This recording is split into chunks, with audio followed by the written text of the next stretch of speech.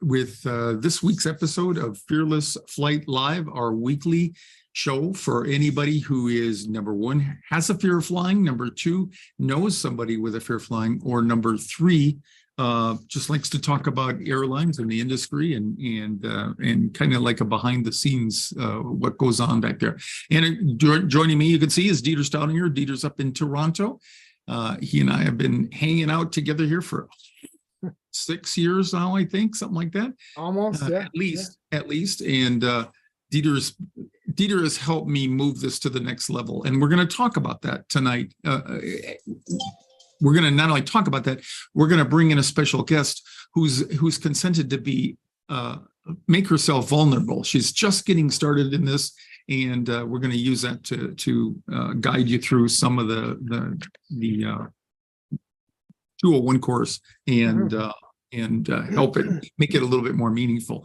So, the first things we always mention, we love to have you join us every week and tell anybody else that you might know that has a fear of flying or knows somebody about it.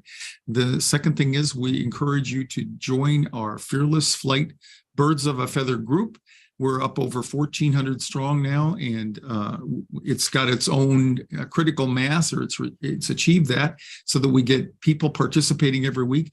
Dieter and I go through that and look for comments and pull some of your great comments and great support elements out of there. And let's see what else I had. Oh, I guess I could share my screen here. Wow.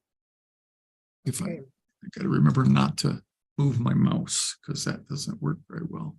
Okay, and so here we are. I think you're looking at that, Dieter. We are looking at the show screen. Okay, cool. And here is the Birds of a Feather link to go over there and join that. Drop in, leave a message, and say hi. Introduce yourself at least. And tonight, like I mentioned, we're going to have a special guest, and as soon as that will, for some reason, it's not. There we go. Oh no, the crew edition. Oh, I forgot to take that off. All right, so we'll just run it through the build. Tonight's show topics. We got our special guest Julia McCord coming on here in just a couple of minutes here, and we're going to go through the 201 course by the numbers to both expose anybody out there who might be interested, and actually use it to help Julia decide what her next steps are in there, and this will become part of the course itself. So the 201 course, of course, is something that we used to do in a much more abbreviated format before the pandemic, and we did it face to face.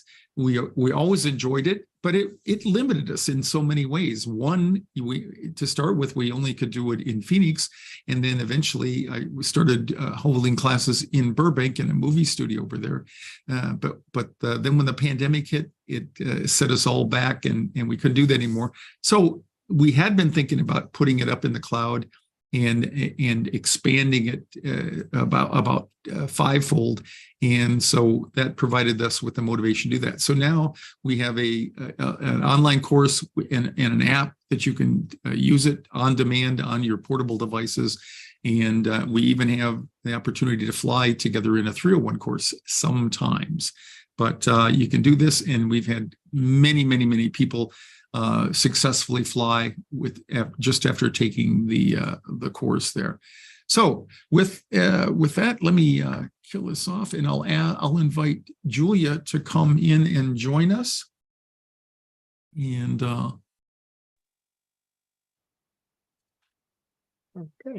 I think you're unmuted, and here we go. Hey, Julia, welcome, and thanks again for this. And just a little background, Julia and I met for the first time. She joined our last coaching webinar, our monthly live coaching webinar, and I love participation. It's so much less boring when the people in the audience talk as opposed to me. And she came in and just held everybody sympathy and empathy and attention by sharing her story there. So since that time, we've talked one time, and as a whim, I had an ulterior motivation for going through the 201 here, but she had purchased that and signed up and didn't realize that we had there was a 60-day access when you first signed up. And so that expired. So that necessitated us talking. And I said, oh, by the way, how'd you like to come on and talk to the world and tell your story there? So anyway, so thanks, Julia, for doing that. And I really appreciate it. So you want to, you live in Albuquerque. And I do. Okay, but you have other people in your family apparently that don't realize, and they decided they have to live somewhere else, right? So now, if you want to visit, Exactly. you got to get on an airplane. So tell us just a little bit about why now. What happened now, and a little bit about the history of how you became afraid, or when you noticed. Sure. Yeah, I mean, honestly, I've always been a fearful flyer. I mean, since I was a child. I think part of that probably developed because my mom was a very fearful flyer. So every time I would fly with her, she was very much like white knuckling, and kind of making exasperations. And so that's what I think part of where it started. But, I have flown many, many times in my life. I think that it's gotten worse as I've gotten older. And my family lives in Alaska, which is not close. So, it's really imperative. I have to get over it, and I'm at my wit's end, really. So that's and you have a family. What brought me to you. Yeah, you have children.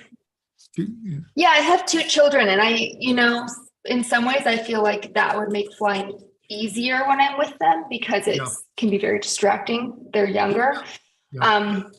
But in other ways, it makes it hard because I don't want to say what my mother did to me. She was a fabulous mother, but I don't want them to see my fear. And when I fly without them, I'm just a disaster because I'm afraid something's going to happen to me and then I'm going to leave my children. Yeah. So. Well, I'd like to talk a little bit about that. We don't want to make your mother the bad guy here, but it does point out that the prevailing thoughts about things that we get, both physical diseases and emotional stuff that is that part of it's about nature and parts about nurture. So some of it's genetic. So the fact that you witnessed in your mom a lot of anxiety may be that she just had she was predisposed to be more anxious, because some people in the population are like that. And there's a book called Highly Sensitive People, and it talks just about that. Some people are more sensitive. And then whether or not you were, you also then you get in the environment around her and you notice that. So if nothing else, you would have certainly been queued up to pay attention to her. And I tell people, some people are really, really worried about, making their kids, making their kids anxious, or two, trying to hide their own anxiety to that, and what I say, the most important thing in parenting from what I've studied is just to make sure that they know that they're not responsible for you and you're doing okay and taking care of yourself. So I think that in many ways, when you step up and do that, even when your kids are little, because they figure out, they know when something's up with mom or dad, and all of a sudden they're quiet or something like that. That's what gave me all the gifts that I took to my therapist when, growing up with my mom. She would just kind of withdraw, and I felt responsible for her, so I speak for Sam. But I really encourage you to pat yourself on the back for having the courage to do this, especially at your young age, because well, trust me, it is a young age when you get to my age, but I think it's really, really courageous to do that. And 90% of the people who have anxiety disorders like this will never, ever even address them, because that's just the way we are as a species. We tend not to do that. So your goal is, it turns out you're actually going to fly here in about 3 weeks now, something fingers like that. Crossed. Yeah. Fingers crossed on the 27th. Okay. Send me all the prayers and good vibes and everything, please. Yeah. And it'll be ultimately you're going to Anchorage, is that right? So ultimately I'm going to a little place called Staudinger, Alaska, which most people have probably never heard of, but in order to get there, you do fly to Anchorage, and then you can either take like a really, really tiny plane, which is not in the cards for me at this moment, to Seldovia, or you can drive and then take an hour ferry. So basically you can only get there to that exact spot by boat or by plane. So sounds cool though. Sounds like a neat place. I mean, it's amazing. It's an amazing place. Yeah. Did you grow up there just out of curiosity or No, I didn't grow up there, but my husband's from the area and we've gone there. We didn't go last year. And I think that part of my problem is that I haven't flown in a while. Yeah. But because we used to fly more, and then with COVID, things got a little bit crazy. And then, so I've been there many times. Okay. And so when, what are the things that bother you? What's one of the triggers for you? Oh, okay. So I looked at the checklist. I did the checklist. I don't remember how many there were, 30 something, maybe. A bunch of them. Yeah. A bunch. What Jill was talking about is I have a trigger sheet and these are things that I've identified and people have confessed to that trigger their fear. And so it's just a guide for people to pick on. Yeah. Right. And I feel, so I looked at that and I think I was afraid of all of them, all of them were triggers for me except for 4. And 2 of them, I didn't know what they were. They were like things that the airplane did that I didn't know the verbiage for. So, I am very triggered to answer your question by a lot of things. I mean, like it starts from like booking the flight. Like when I get online to book a flight, it's the whole, and I think it's just a learned behavior from being afraid for so long. Sure. That, I mean, I have so many triggers, but the thing that I'm most afraid of, which actually the course has helped me with, I listened to the course today. Okay. But the thing I'm the most afraid of is plummeting, which I am so glad that I listened to, I think it's on module 2, to the part about how the airplane works today, because I realized that that's not really a thing, right? That you don't just like fall out of the sky. And that has been my main fear, even though I do have a lot of triggers just in general related to flying. So plummeting is one of my favorite words used by journalists to describe any kind of turbulence or issues that people have. So they'll have a flight where somebody may have been injured because they weren't fastened in for whatever reason, and they hit turbulence, and then it threw them around the airplane a little bit, and they get hurt. And then when they come in, they'll always find the people who were the most rattled when they got off the airplane and interview them. And they'll usually capture quotes like, "I thought we were going to die." Well, of course you thought you were going to die if you don't know what's going on and you're shaken up like that. And then the other thing is they'll talk about the airplane plummeted, and it fell. And the interesting thing that I didn't even know as a pilot till I started looking at things like that, the average amount of turbulence, even when you have one of those sudden drops that the airplane falls, you're talking like 6 inches or 12 inches or something like that. That's the most that the airplane drops. It just happens to do it in a very short period of time. So it feels very, very abrupt and rough and all that. So, yeah. So, when you mentioned, just booking the flight, that cues up anticipatory anxiety, like then, and I'm sure there's not just one thing you think about, but can you think of things like, do you think about, more about, oh, I'm going to be trapped inside there or stuck inside and I can't go anywhere, or, and then what if turbulence comes up, or what are some of the things that you can maybe recall that come to mind? Because most of the time they're operating unconsciously.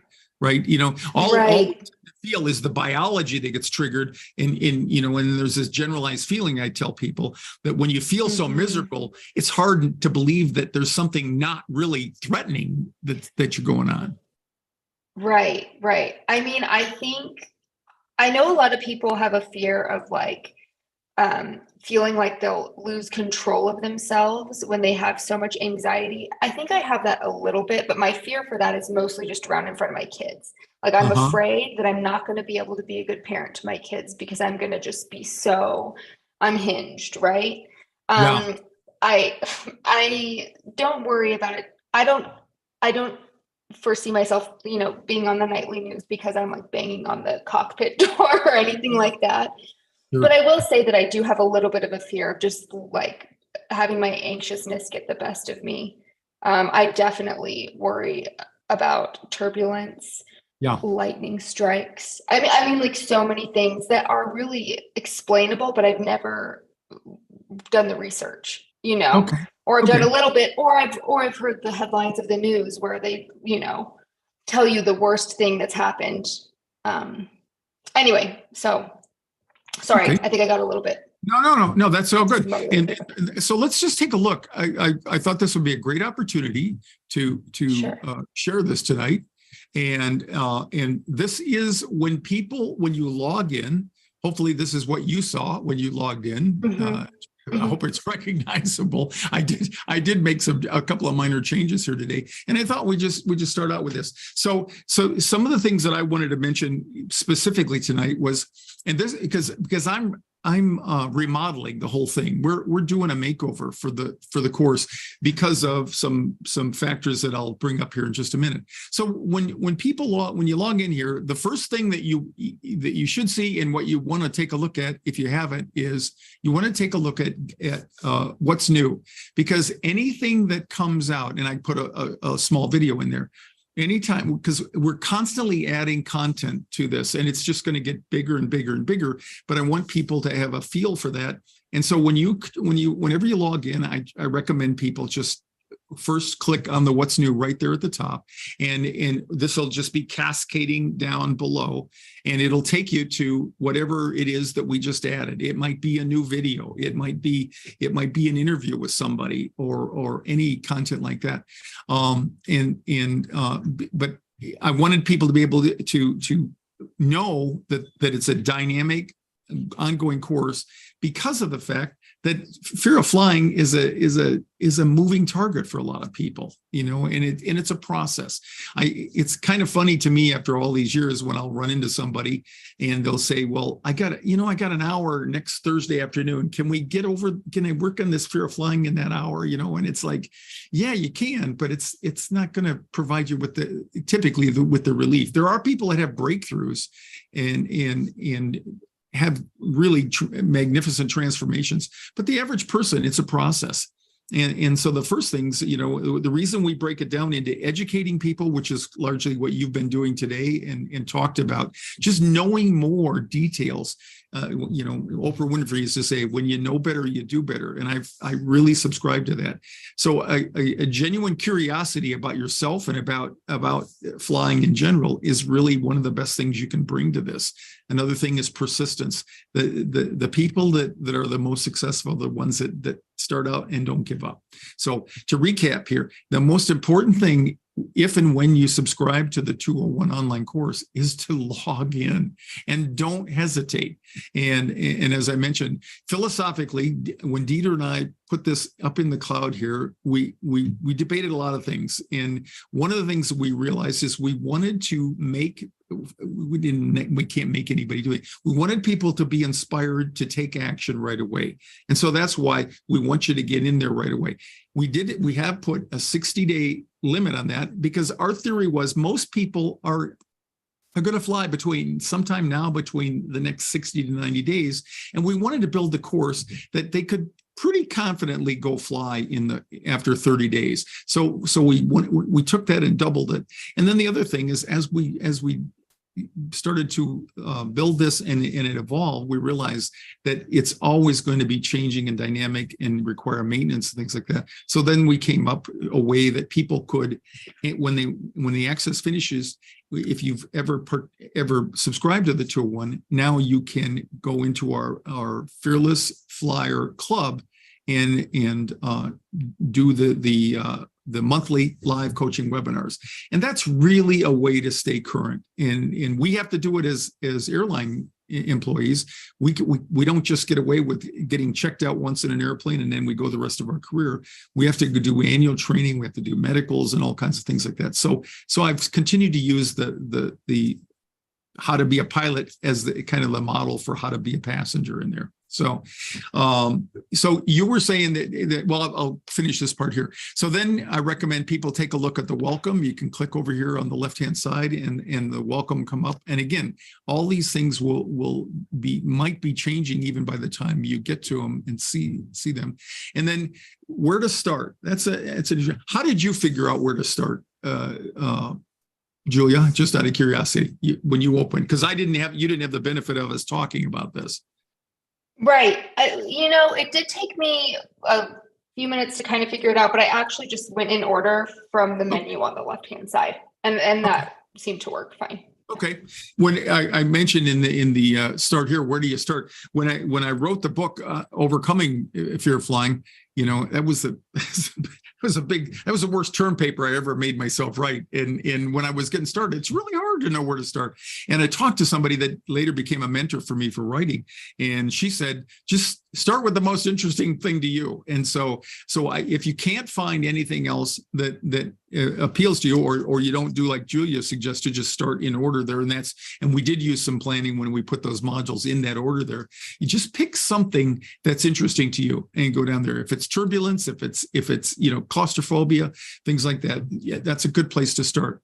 And the other thing is we have a link here that when you purchase the 201 course, one of the big parts of our model for overcoming fear flying is using mindfulness. Although meditation is a subset of being mindful to me, and I've been meditating for about 30 years now, and I had all these conceptions about what it means and getting quiet and voiding your mind and all that. It's nothing of the sort. Mindfulness is really just paying attention to where your attention is. And so that's why when I start with people, as we did tonight, I asked Julia, tell me a trigger or other triggers, find out, what is it that gets that? Because with fear flying, because it's attached to an anxiety disorder, or it's a subset of that, and it works off of our limbic system, what happens is when we get triggered, it activates the protective part of us, our fight or flight instinct or survival instinct, whatever you want to call it. And once that happens, it hijacks your attention. And from that point on, you're no longer in the driver's seat. I'll ask you, when you book your flight, so like that, what's it like for you just sitting there? You may have been sitting thinking about having, meeting your family up in Alaska, but what happens to your thoughts when you get triggered? Right. I honestly, even just the process of booking it, the fear totally takes over. And okay. I get sweaty. I get tachycardic, my heart rate goes up. I definitely, just sitting in front of my computer, start to feel that physical fear. Yeah. And so that's a physiological response. It's the way our body alerts us that something in the perceptual realm is wrong. So it uses biology. A smoke detector has a little audible tone to it. We can shut it off. You can take the batteries out or whatever. But the unfortunate thing for us is we only have biology to tell us that something's not right with us. And my favorite definition is, fear flying is the perception of a situation, circumstance, or event that seems life-threatening, and life-threatening may not fit people who have claustrophobia and all that, but they confess to me that they'd rather die than sit there and be miserable. So the life-threatening aspect, it's just something that hijacks your attention, and now you can't think of anything else. And to tell it to quit would be like me telling Julia here to don't think about it. Whatever you do, don't picture a pink elephant, because that's exactly what comes up, and you can't stop. And there's no way that you can ever stop the startle response in us. We're always, people have asked me for years, am I frightened in turbulence or anything? Well, I don't get frightened in the same way, but I do get startled. If we have a sudden bit of turbulence, a clear air turbulence, I'm going to get startled, because that's the way that you want that, because you want to know that I'm alive and I still have my fear as a pilot. You don't want to fly with a fearless pilot, because he'll kill you. You take chances that aren't reasonable. But what you want to do is be able to then move back and and recapture your attention. And so that's what our goal is. And in order to do that, you have to change the way you think. So one of the ways that you do that is by coming up with a program of study to help you understand not only about airplanes and flying, but about the brain and psychology and about coping strategies. And so that's what we put together. The last thing under the getting started mode is this area called Get the App. Have you downloaded the app as well? Yes, I have downloaded the app. I haven't really used it much at this point. I've been doing most of the modules on my computer, but I do have it downloaded. Sure.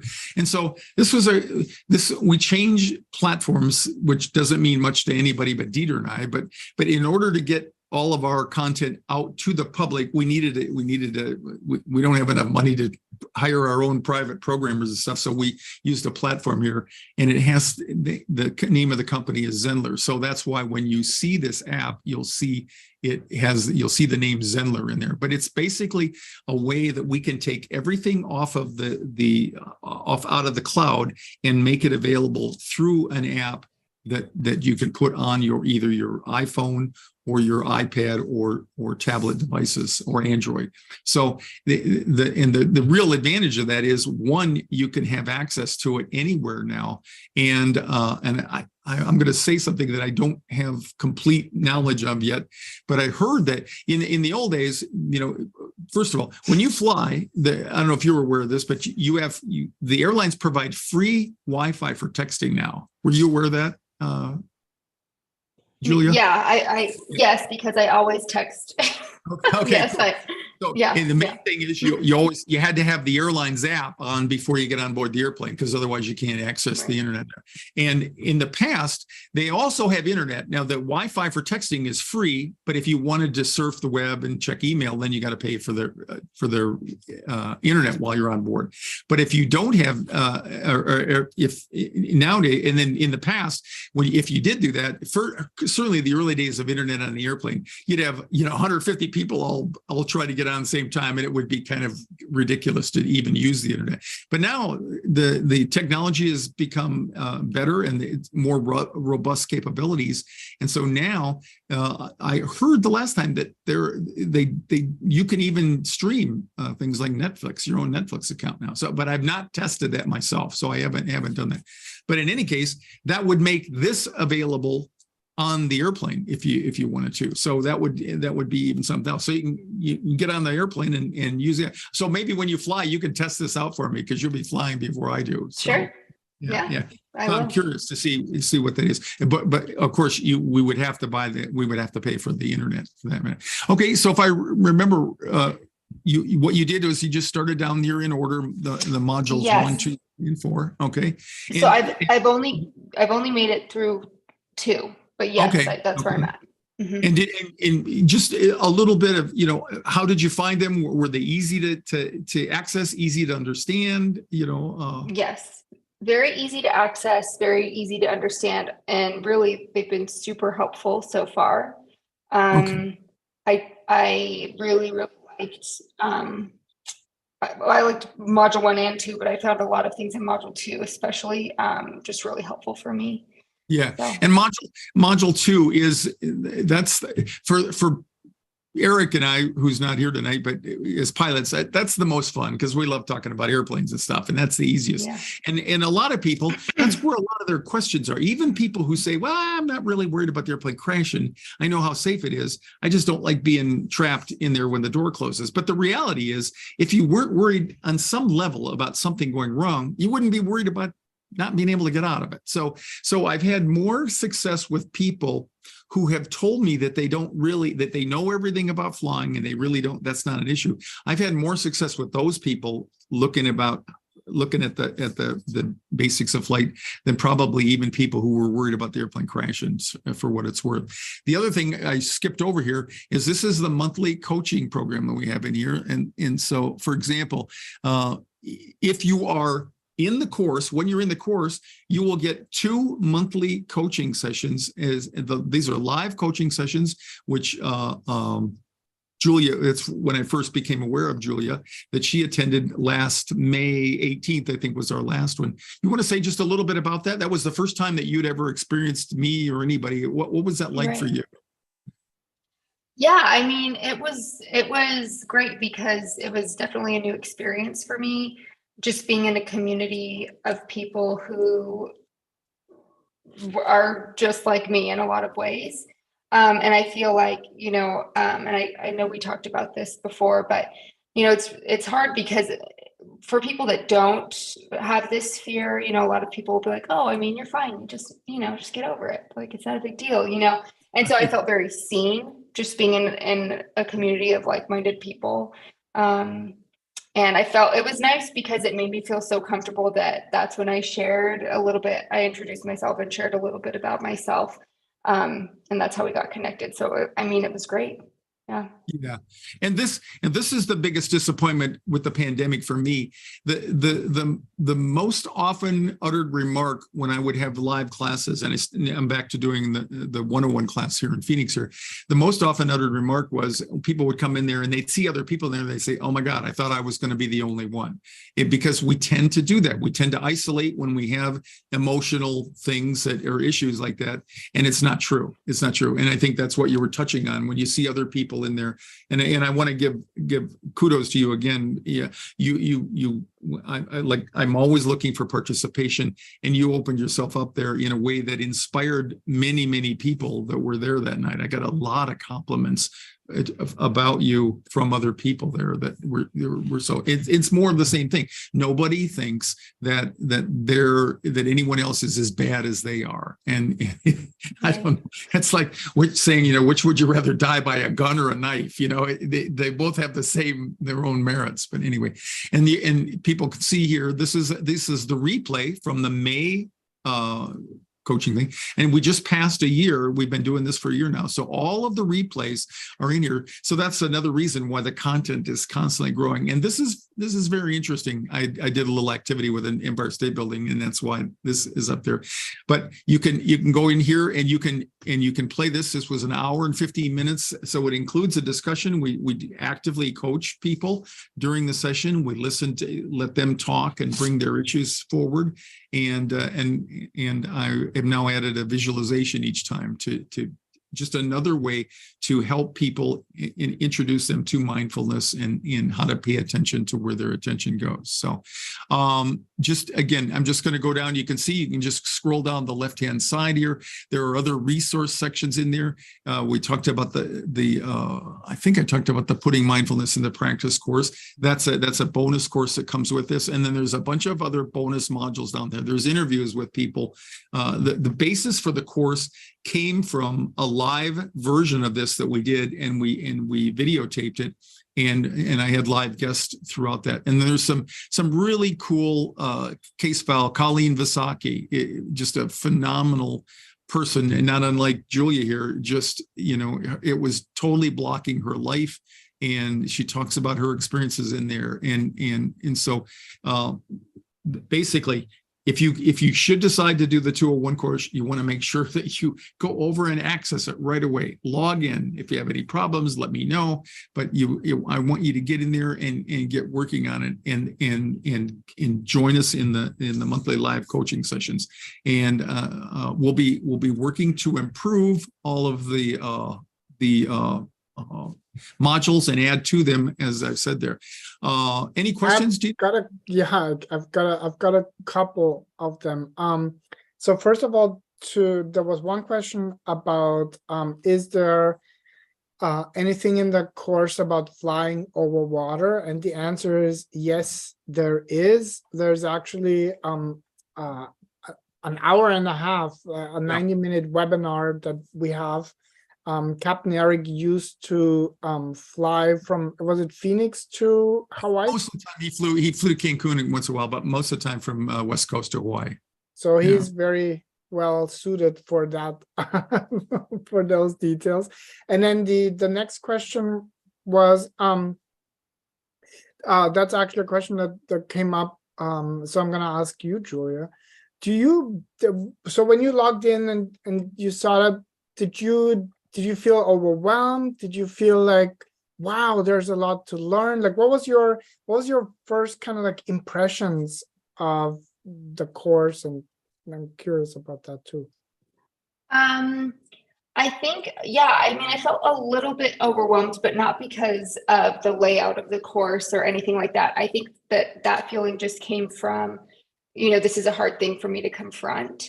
And so I was a little bit overwhelmed, just like almost avoiding the material. Like, I don't even want to look at this right now. Oh, I need to do this today. But so yes, I was overwhelmed, but that was why. I actually found the course material, I found the layout to be really easy, to understand and that kind of thing. But and even as you're talking now, I'm sensing that there's some emotion behind that face. And I don't want to betray you, but I think one of the reasons when you contacted me, you said, "Hey, I found out I lost my access and all that." And then I think you confessed to the fact that part of it is you were hesitant to go jump into that. So that's why this was perfect. Yeah. Yeah, it was really funny because I remember talking about that on the coaching session, and I think it was Eric said that you guys had a full refund money guarantee that I won't be pulled off of my couch into an airplane when I open it, and it made me laugh. I was like, okay, and so and now that I've gotten back into it and I've started it, and especially because of that deadline, like I need to, I need to get on this airplane. I think I can get through it a lot easier. But thank you for doing that. You're welcome. You're welcome. And some of the things that I've learned over the years, one, people ask me, what's the best way to get over fear flying? And I tell them, book a flight. Because when you book the flight, it becomes real. Up until that time, so many people are waiting for that moment when they feel the anxiety drop below a certain threshold, and it doesn't. 99 times out of 100, no matter how much they've studied, no matter how much they've learned and worked on themselves, when the thought and the reality of flying comes, it rears its ugly head. And I think that's what you exemplified, just buying the course, you felt reluctant to do it because it's like, oh my gosh, that means that I'm going to confront that. So again, the courage that you display, that's the kind of courage that will get you over this, and it's moving forward. Julia, I have one more question for you. And sure. This one is from Cara, and it's really insightful. So the question is, did you ever doubt that this course wouldn't work for you? Like, did you ever worry that it didn't work for you? And what, if anything, would you say like that? Because I'm gonna just take a step back and say that's often something that we hear. Oh, of course she got over her fear of flying, but that won't work for me. So that is one of the most common kind of like ways how we tend to differentiate ourselves and make our own story even more special than the other person's story. So how was that for you? How did you navigate these kinds of thoughts? Right. I definitely had some doubts because I have been dealing with this for so long, and I've tried other ways to get over it that just haven't worked for me. Of course, like everybody else, I probably feel like I'm the worst case. You're not going to be able to fix this. But I will say that even after my one-on-one honestly, after I met you guys the first night, I already felt just more reassured that maybe I could figure this out. And after meeting the community of people, and then after my one-on-one with Capt Ron, I felt that even more. And then even today, like this morning, I woke up and I was like, oh man, I don't want to do it. But I don't want to do this today. I need to do the laundry or whatever. But then I did it and I felt so much better afterward. And I actually have a lot of hope that this is going to work for me. Like truly, more than anything that I've tried before, I mean, to be determined, I'll let you know, but I feel like at this point, it's really going to work well for me. Yeah. And I do too. Of course, works best when you're working it. Yes. I know. You have to open it. You have to open it, so. But Yeah. So anyway, any words of wisdom, Jill? You know, I mean, like other than the things that you've stated there, what else would you say to people out there who are on the fence or who don't think it's going to work for them or whatever? And Well, granted, yeah. flown yet either. We know that, but the biggest part, as you identified, is just starting to do something different. Well, and I think if you're here, that you're here for a reason, right? Like for me, it's like I had to figure it out because I am going to miss out on a lot of life if I don't figure this out. And so, yeah, I mean, I think that was like the biggest thing for me is I'm just tired of it. I'm so tired of it. And I feel like if you've come to the point where I Googled, I found you through a Google search. Sure. And it's like, obviously, if I'm at the point where I'm, doing that, something needs to change. So, and I'm kind of also like, why not try it?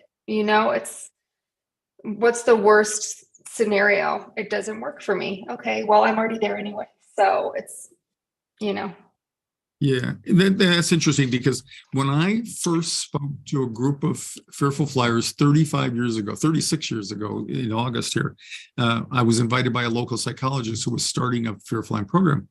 I had no clue that people were this troubled by fear flying, and I had no idea that they could even get over it. I mean, really, I didn't even know what the problem was, and that's one of the things that provides me with the greatest sense of satisfaction, having worked with people for so long, is I have learned from people like you what works and what doesn't. And beyond that, what's really fueled my fire is to see that people do get over it. People do change the way they think when they're flying, and that's the key. If we could somehow put a magic wand over you or give you propofol or whatever that anesthetic is, that makes you forget for that whole time, that would be the key. But that's really it. It's the difference between someone who's anxious on an airplane, someone isn't, is described by the differences in their thinking. I joke, pilots are thinking about what we're going to eat the next time we land, and somebody who's afraid to fly is thinking about all of the things that could go wrong with them or with the airplane. And so, but again, I want to commend you for not just showing up tonight, but showing up in your own life for you. Because, one of the things that when I in doing some of my own therapy, and when I would get bottled up with the relationship or stuff, they point out to me that we have a variety of thoughts and feelings. And we tend to take those on as if that was all of who we are. So when we think about flying and we think about the anxiety and the stories that we tell ourselves about being there in that airplane, feeling trapped or worrying about the survivability or whatever, it tends to become our identity. And it's never the case. You can tell by looking around at other people in the airplane who obviously are not troubled like you are, So even if they go through a moment of that, so while we have thoughts and feelings, that's not all of who we are. And that's why I think educating yourself about the airplane, about your own reaction, your own symptoms and things like that, your own triggers, is the key to understanding and detaching a little bit from who you think you become when you become anxious like that. And it's so again, and and that's so true. And we actually have a section in the course that you just reminded me of, Ron, and we're paring it down into the simplest equation that I think we could possibly come up with, and it's not ours, but it works just as fine. It's E plus R equals O, and that is your experience and your reaction / response equals the outcome, right, for you. And that is so key, because if we can learn to put a little bit of space, and the vehicle to do that is mindfulness, between the what's happening and our response, right, then we're truly free in that moment to choose again. Whereas what Ron was talking about is when we have this compulsion, right, one worst case scenario thought after another, we can go down this road so quickly. And then, like Ron said, the biology has already taken over, and it's like, you know, a really tough proposition. So that's why we've actually talked, Ron and I, we're gonna soon be adding an email guidance sequence to the class as well, exactly to kind of like help with that reluctance that you experienced, right? And that kind of feeling of, yeah, I'm gonna get to it, you know. So with the emails, it's our hope that it'll help remind, you know, you to come back to it, and, you know, make you curious again, and kind of like open yourself up to, you know, maybe a short lesson, maybe 5-10 minutes. It doesn't have to be hours and hours. It just, you know, just we'll have a lot of other support, CBT types, cognitive behavioral therapy and things like that. And just to emphasize what Dieter said, you know, the thing that meant the most in my life, counseling and changing the way I think, because life isn't about what happens to us. It's about the story we tell ourselves about what's happened to us. And that's our reality. That's how you could walk into a movie theater and completely lose yourself, knowing on some level that it's a stupid picture on the wall that you're watching, but you could still scare the death out of yourself and all that. So anyway, well, thanks. And I want to thank you again, Julia, for being brave enough to come on, and especially the circumstances we met was very moving for you, and it was moving for the crowd there. And I wish you the best, and you know where we live, and you know how to get a hold of us. And so don't just think that the limits are just that course. I want you to let me know when you have questions and things like that, because that makes it dynamic and living. And there is a community in there that when we first started was very active, and we're going to try to enhance that a little bit too, so people can have in the course can share experiences with that. So if you haven't, read some of the stories, story about me. If you haven't done that yet, they're so moving and transformative, and give you kind of like, I'm going to say, permission to do the same thing for yourself. And so, Okay. Well, thanks, Julia, again. And thanks, you. Dieter. And thanks to everybody out there. We'll be back again next week for another episode of Fearless Flight Live, and keep them flying. That's all we say. And onward and upward, everybody. Thanks a lot. Have a great week.